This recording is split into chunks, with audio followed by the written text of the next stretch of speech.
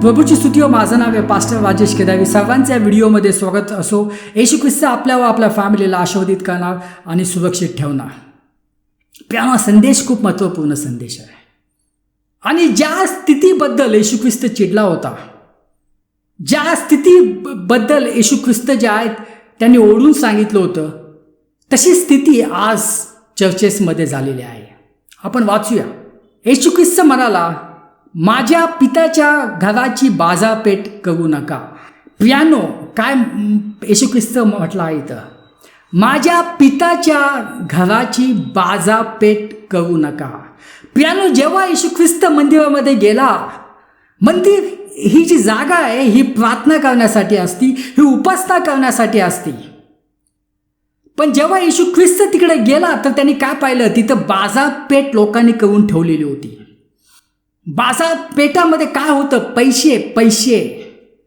म्हणजे हे जे लोक जे होते, प्रार्थना करण्याऐवजी, उपासना करण्याऐवजी त्यांचं लक्ष पैशाकडे लागलेलं होतं.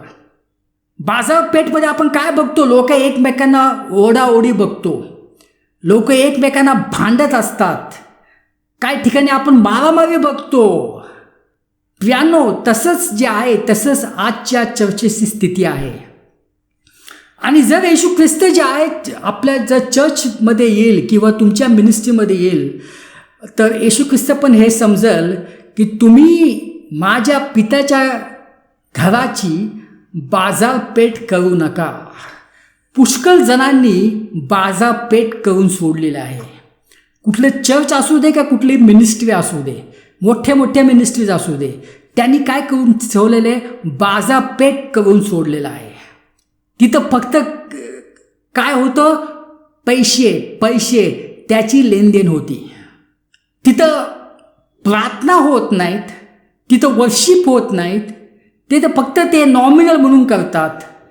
पण मेन गोष्ट जी होती ती म्हणजे पैसे.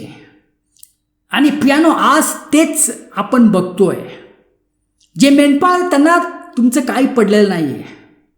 तुम्ही स्वर्गात जा किंवा नरकात जा, तुमची फॅमिली स्वर्गात जा किंवा नरकात जाल, त्यांना काय पडलं नाही आहे.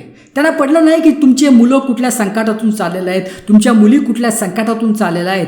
त्यांना फक्त तुमच्या पैशाची पडलेली आहे. तुम्हाला हे ऐकून तुम्हाला दुःख वाटेल, पण ही सत्यता आहे. त्यांना तुमचे पैसे पाहिजे नाहीत. एवढे मोठे चर्चेस आहेत, मिनिस्ट्रीज आहेत, पण तिथे जे मेंढपाळ जे आहेत, मेंढपाळ आपल्या कळपाची काळजी घेत नाही आहेत. कारण ते जे आहेत ते पैशामध्ये दंग झालेले आहेत. जेव्हा त्यांनी सुरू केलं होतं तेव्हा त्यांचा विश्वास, त्यांचा फोकस येशू ख्रिस्त होता. पण जेव्हा पैसे येऊ लागतात तेव्हा ते फोकस चेंज होतं. येशू ख्रिस्तावरून ते फोकस जे आहे ते पैशावर येतं. आणि मग त्यांचा जो संदेश आहे, संदेश पण बदलतो. पहिले ते येशू ख्रिस्ताच्या बद्दल बोलायचे, येशू ख्रिस्ताच्या रक्ताबद्दल बोलायचे, आता ते फक्त पैशाबद्दल बोलत आहेत. कुठून असे ते लोकांना प्रेरित करतायत, खोट्या रीतीने लोकांना प्रेरित करतायत. का प्रेरित करतायत? कारण लोक जे आहेत ते लोक त्यांना दान देण्यासाठी वेगळ्या त्या ज्या आहेत त्या स्टोरी बनवतायत, कहाणी बनवतायत की तुम्ही मला दान द्या. जर तुम्ही एवढं दान दिलं तर तुम्हाला पुढच्या महिन्यात जे आहे परमेश्वर तुमचं घर भरून टाकेल.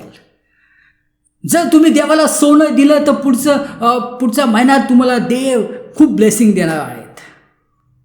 अशा चुकीच्या गोष्टी सांगून ते लोकांना खोटं प्रेरित करतायत. आणि लोक त्यांच्यामध्ये जात आहेत, पडतायत, त्यांना त्यांच्या सर्व मिटिंगला जात आहेत, त्यांना सपोर्ट करतायत, दान देतात, पण त्यांच्या जीवनात काय घडत नाही आहे. प्रियानो, तुमचा हेतू चुकीचा आहे. दान देणं खूप आवश्यक आहे. मी असं म्हणत आहे दान देऊ नका, खूप आवश्यक आहे. पण दान देण्याचा हेतू खूप आवश्यक, खूप इम्पॉर्टंट आहे. उद्देश खूप इम्पॉर्टंट आहे. जर तुमचा हा उद्देश असेल की आज जर मी 1000 रुपये दिले तर परमेश्वर मला पुढच्या महिन्यात 2000 रुपये देईल, तुमचा उद्देश तुमचा चुकीचा उद्देश आहे. चर्च म्हणजे कुठली इन्व्हेस्टमेंट कंपनी किंवा फायनान्स कंपनी नाही आहे, किंवा हा कुठला फॉर्म्युला नाही आहे. हा फॉर्म्युला ह्या लोकांनी, ज्याला आपण म्हणतो प्रॉस्पेरिटी गॉस्पल प्रीचर, समृद्धीचे प्रचारक, धनाचे प्रचारक, त्यांनी तो फॉर्म्युला आणलेला आहे आणि तो चुकीचा आहे. का तुम्ही दान द्यायचं? कारण परमेश्वर तुम्ही प्रेम करता. परमेश्वरने तुम्हाला खूप काही गोष्टी दिलेल्या आहेत आणि जे काही दिले ते आपण वापस देऊ शकत नाही आहेत, पण एक कृतज्ञता म्हणून आपण एक त्याला दान देतो. ही भावना होणे, हा हेतू होणे खूप आवश्यक आहे. पण हा हेतू आता कोणाचा नाही आहे. कारण ह्या लोकांनी जे आहेत तुमचं मन बदलून ठेवलेलं आहे. तुमचं लक्ष पैशावर आणून ठेवलेलं आहे, तुमचं लक्ष प्रॉपर्टीवर आणून ठेवलेलं आहे, तुमचं लक्ष बंगलोवर आणून ठेवलेलं आहे, तुमचं लक्ष जे आहे तुमच्या प्रमोशनवर आणून ठेवलेलं आहे. म्हणून पुष्कळजण जे आहेत ते चर्चला जातात, ते अशा मिनिस्ट्रीजमध्ये जातात. त्यांना वाटतं की गेल्यावर परमेश्वर मला गाडी देईल. त्यांना वाटतं की असं मी चर्चला गेलं किंवा मिनिस्ट्रीला गेलं तर परमेश्वर मला माझा बँक बॅलन्स वाढवेल. परमेश्वर सगळं करेल, पण तुमचा हा हेतू चुकीचा आहे. चर्चला का जायला पाहिजे? मिनिस्ट्रीमध्ये का जायला पाहिजे? प्रार्थना का करायला पाहिजे? उपास का करायला पाहिजे? उपास का करायला पाहिजे? की परमेश्वर माझं प्रेम आहे म्हणून. जर तुम्हाला काय पाहिजे त्यासाठी तुम्ही या सर्व गोष्टी करतायत, प्रार्थना करतायत, उपास करतायत, ते कधीच मिळणार नाही तुम्हाला. कारण तुमचा हेतू जो आहे हेतू चुकीचा आहे. आता येशू ख्रिस्तानी जे आहे त्या विधवेनी जे दान दिलं होतं ते दान किती कमी होतं. तिथं पुष्कळ लोक होते, गरीब लोक होते. त्यांनी तिच्यापेक्षा 100 पटीने 200 पटीने मोठं दान दिलं असेल. पण येशू ख्रिस्ताची नजर त्यांच्याकडे गेली नाही, पण येशू ख्रिस्ताची नजर त्या विधवेकडे गेली. का? कारण तिचा हेतू जो होता तो हेतू परमेश्वरच्या अनुसार होता. तिच्याकडे जे काय होतं तिने परमेश्वराला दिलं. का तिने दिलं?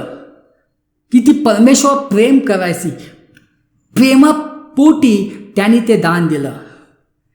पण आज आपण दान देतो वेगळ्या कारणासाठी. आणि म्हणून जे लोक असे जे पास्टर्स असतात, असे जे प्रॉफिट असतात, अपॉस्टल असतात, त्यांच्या बोलण्याने जे फसतात, ते दान देताना वाटतं की खूप काय होईल, पण काय होत नाही आहे.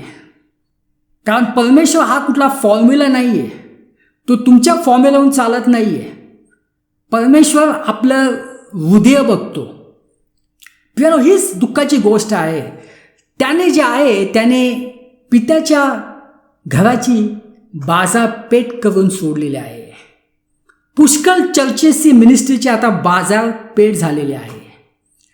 तिथं फक्त पैशाबद्दल प्रचार केला जातो.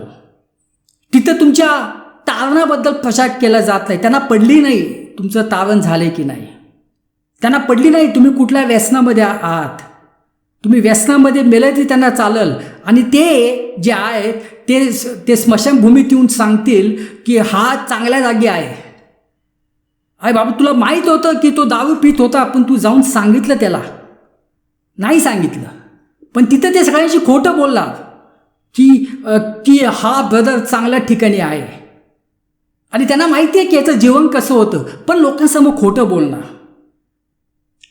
ही दुःखाची गोष्ट आहे. जर कोणी पास्टर जर ऐकत असेल तर कृपा करून पश्चाताप करा की ही जी गोष्ट आहे ही गोष्ट सत्य आहे. पुष्कळ जण जे आहे ते स्मशानभूमी जाऊन ते खोटं बोलतात. ते लोकांना खोटा दिलासा देतात. आणि जे लोक आले त्यांना पण ते फसवतात. म्हणजे त्यांना वाटतं की जर मी ख्रिस्ती फॅमिलीतून माझा जन्म झालेला आहे किंवा जर मी एका चर्चला जातो किंवा एका मिनिस्ट्रीत जातो तर माझं ॲटोमॅटिक उद्धार माझा मिळतो, ऑटोमॅटिक मी स्वर्गात जातो. ऑटोमॅटिक असं काही नाही आहे.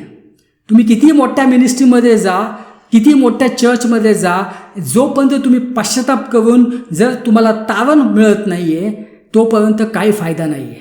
ही एक सत्यता आहे. आतापर्यंत पास्टर्स तुम्हाला खोटं बोलत आहेत की तुम्ही पण स्वर्गात जाणार, पण ते विचारत नाही तुझं तारण झालंय की नाही.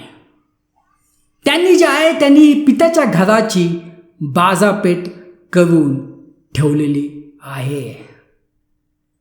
एवढे मोठे चर्चेस आपण बघतो 1700-1800 साली बांधलेले, आता ज्यांनी ते बांधले, ज्यांनी ते दान दिलेलं आहे, ते वरतून बघत असेल ते म्हणतील त्यांनी ह्या लोकांनी काय करून ठेवलेलं आहे.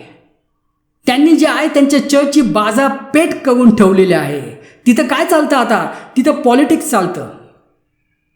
तिथं प्रार्थना चालत नाही, वर्शिप चालत नाही, ते फक्त नॉमिनल. तिथं पॉलिटिक्स चालतं, तिथं हाणामारी चालती. पाळक कमिटी मेंबरच्या मागं, कमिटी मेंबर पालकाच्या मागं, मग दोघे बसून भांडत राहतात. आणि त्यामुळे चर्चचे मेंबर्स पण भांडतात, चर्चमध्ये बांधतात आणि घरी बांधतात.